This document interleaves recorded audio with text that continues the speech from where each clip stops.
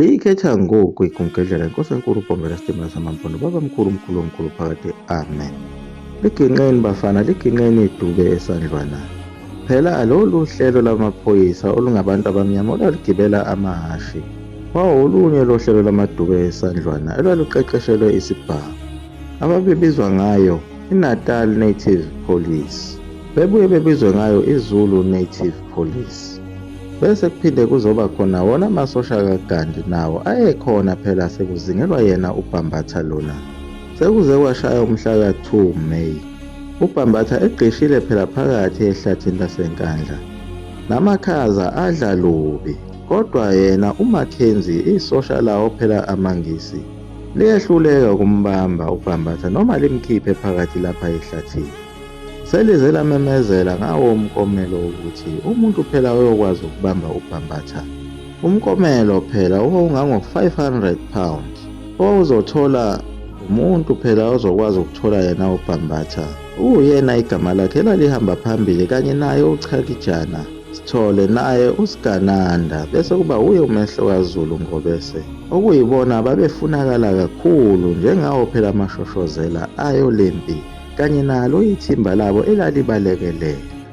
Le mali engango-500 pound yayandisa phela lona ithuba lokuthi ebemaningi amadube esandlwana ehlanyiswa yile mali.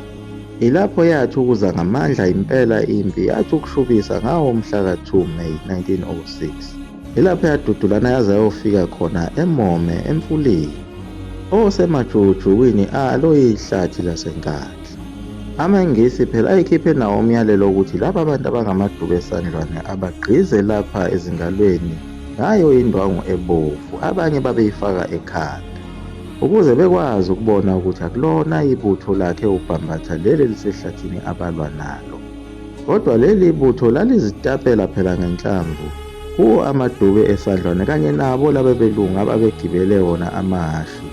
Ilapho uChakijana Sithole ahlabana khona walithela phansi ingisi elaligijima ngehashi leli elaliwumhleli khona enkantolo u-H. Steenberg.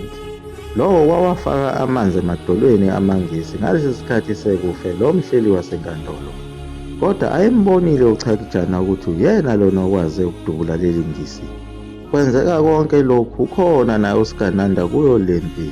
Ilapha akhuza khona amabutho ukuthi awathi ukukhuphuka kancane ngawo umfula iMome aye ngasempophomeni kude kuduze nalapho kunedlinza khona lenkosi uCetshwayo, enzela ukuthi amangisi angakwazi ukubakaka abafake phakathi ngoba phela ayesemaningi kakhulu ehamba namadube esandlwana.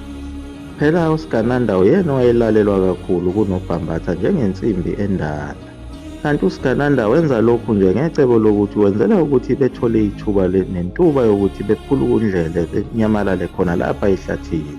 Athe phaphama amangisi abona bengasekho futhi, ahamba amabutho athi ukuyoziphumulela, kodwa ukuhamba kwesikhathi aphinde futhi aqoqana abuyela khona lapho yanqamana khona othathe isivutha bhe, yaze yayofika eMziphambana, yadudulana yaze yabuyela khona futhi eMome. Kunuka umsizi kuphela phakathi ehlathini laseNkandla. Kanti lamangisi ayengene kanjani lapha ehlathini njengoba esethwalise lezi zinsizwa zikaBhambatha kanzima kangaka? Kanti uye phela uSibindi Ngubane lona phela wakhona lapha eMsinga. Uyazi kahle le ndawo naleli hlathi, uyena bebahola ebakhombisa indlela nazo zonke izintuba zakuleli hlathi. Wayelobizela yona phela imali leyana yayikhishiwe yayiyisamba sika-500 pounds. Kanti futhi wayazi kahle ukuthi njengoba yebamba bukhosi njena wayesengozini ukuthi ubukhosi lobu bungase bumphunyuke, kodwa uma ezolwa ngokuyikhandla kulempi elekelela amangisi angagcina esebuzuzile phela ubukhosi. Kanti futhi elinye iqhinga elasetshenziswa uye uMackenzie, wahambela imizi yawo phela lamabutho ayihleli naye uBhambatha ngosizo lwayo lenkosi ekuthiwa uSibindi Ngubane, okuyiyona ehamba ibakhombisa. Bafike bayishisa leyo mizi leyo, ikakhulu nayo lena eyakhelene nalo leli hlathi laseNkandla, ngoba phela leyo mizi iyona eyayiwusizo olukhulu kulamabutho ayehlezi phakathi ehlathini, okuyibona ababebathumelela phela ukudla Njengoba amabutho ayehlezi kuleli hlathi phela emini ayeselala ephumule edle, omame babethwala izimbiza beze nazo bezozibeka endaweni ethile khona bude buduze nalo leli hlathi, bese kuyadliwa kulalwe.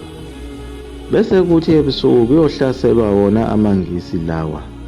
Agcina esenalo iqhinga-ke ayelithathe kuye uLord Kitchener, leli phela okwashawa ngalo amabhunu, lokuthi uqedele amabutho lawo osuke ulwa nawo, uwaqedele ukudla. Bese wathola kahle eselambile. Nalo leli ngisi eliwuMackenzie lalihola lamabutho alo laqeda konke, labulala konke namasimu, lase livala ngakho ukushisa imizi eseduzane nehlathi esiza la mabutho. Izingane kanye nomama basala dengwane, wabaphoqa ukuthi bayiswe khona phela laphayana emishini bayohlala khona. Bese beyasindiswa nabo ngalo igama lenkosi, befike nabo laba abamhlophe.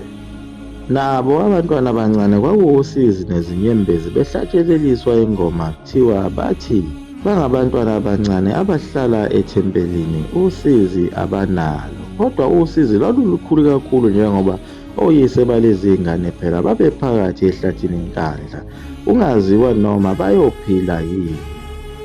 Nebala athi ayaphuma amabutho ayaphela esikhoweni lapho kubekwa khona izimbiza ezisuke zinamahewu, awangathola lutho.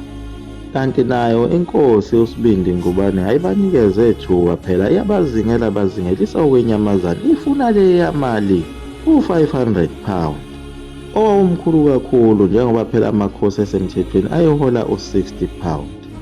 Waze waphumelela uSibindi Ngubane ukubathola lapha abasebekhona oChakijana naba oBhambatha, lapha abasebekhathele khona behudaka. Base bedubule kakhulu ngoba phela maningi amadube esandlwana abawabulala namaphoyisa akhona kwaZulu kanye nawo amangisi.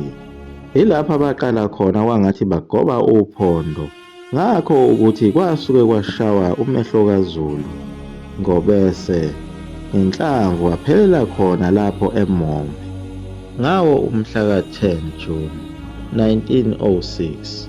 Yakhothama kanjalo inkosi yamaqungebe, iphelezelwa nayezinye phela izinsizwa ezaguqa nazo kuyo lempi khona lapha eMombe.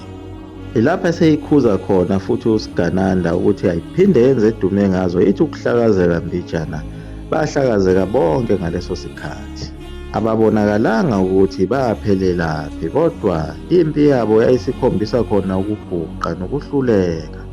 Baphela emehlweni uChakijana, naye uSigananda, naye uBhambatha.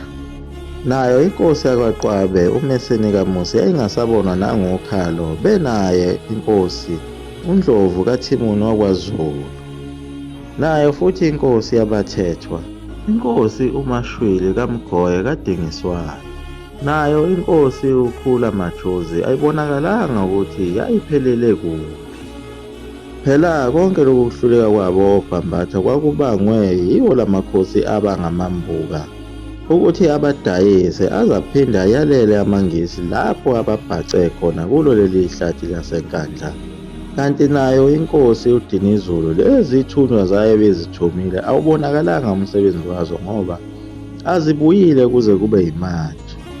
Kanti nawo amabutho lawa aseze phela ahlakazeka agcwala lonke izwe, kodwa amaphoyisa nawo asesakazekile agcwele lonke izwe phela. Bayafuneka bonke abantu abade bebambe iqhaza kuyo lempi ebebanjwe ehlathini ngasemfuleni eMombe.